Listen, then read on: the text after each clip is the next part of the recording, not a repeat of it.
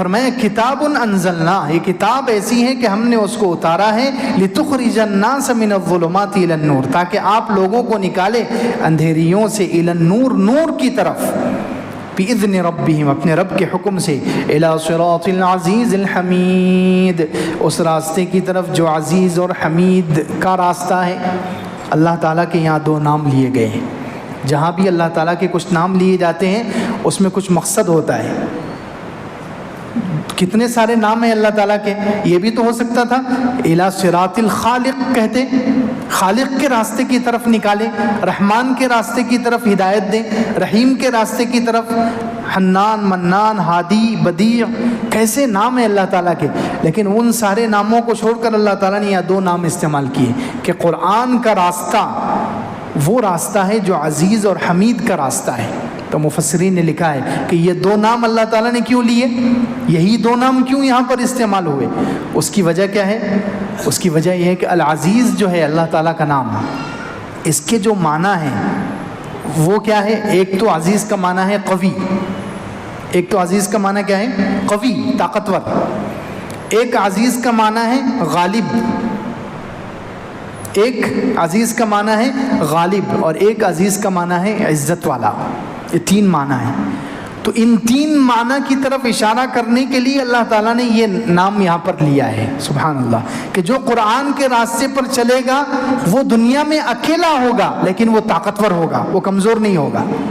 جیسے اللہ عزیز ہے، قوی ہے، قرآن پر چلنے والا کسی بھی ملک میں رہے، کتنی تسلی کی آیت ہے۔ آج کے زمانے میں ہم سمجھتے ہیں کہ 20-25 کروڑ ہو کر بھی ہم کم ہیں، 30 کروڑ ہو کر بھی کم ہیں، کمزور نہیں ہیں ہم کیونکہ عزیز کے راستے پر ہیں۔ جو قرآن کے راستے پر ہے وہ عزیز کے راستے پر ہے، یعنی اللہ قوی ہے تو قرآن پر چلنے والا بھی قوی ہے، قرآن کے راستے پر چلنے والا کمزور نہیں ہے، قوی ہے، قوی ہونے کی طرف اشارہ۔ اسی طرح اللہ عزیز ہے، غالب ہے، تو جو قرآن کے راستے پر چلے گا اللہ اس کو غالب کرے گا، وہ اکیلا ہو، دنیا میں کوئی اس کا انسان ساتھ دینے والا نہ ہو، اس کے پاس فوج نہ ہو، پیسہ نہ ہو، ہتھیار نہ ہو، کوئی نہ ہو، لیکن وہ اکیلا اگر قرآن پر چلنے والا، قرآن کے راستے پر چلنے والا ہے تو جیسے اللہ غالب ہے اللہ اس کو بھی غالب کرے گا۔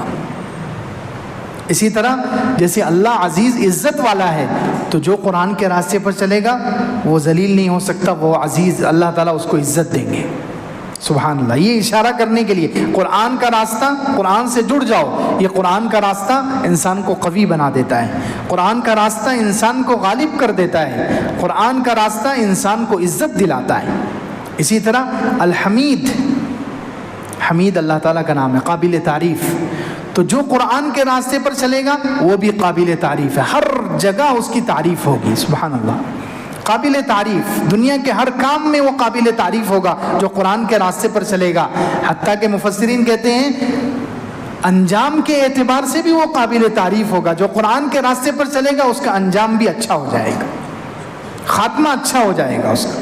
اس لیے اللہ تعالیٰ نے یہ دو نام استعمال کیے ہیں کہ قرآن کا راستہ الی صراط العزیز الحمید، عزیز اور حمید کا راستہ ہے، کہ جو قرآن کے راستے پر چلتا ہے وہ قوی ہے، وہ غالب ہے، غالب ہو کر رہے گا، وہ عزت والا ہے اور وہ قابل تعریف ہے، اس کا ہر کام قابل تعریف ہے، حتیٰ کہ اس کا انجام بھی قابل تعریف ہوگا، اچھا انجام ہوگا۔ قرآن کے راستے پر چلنے والے کا انجام برا نہیں ہو سکتا۔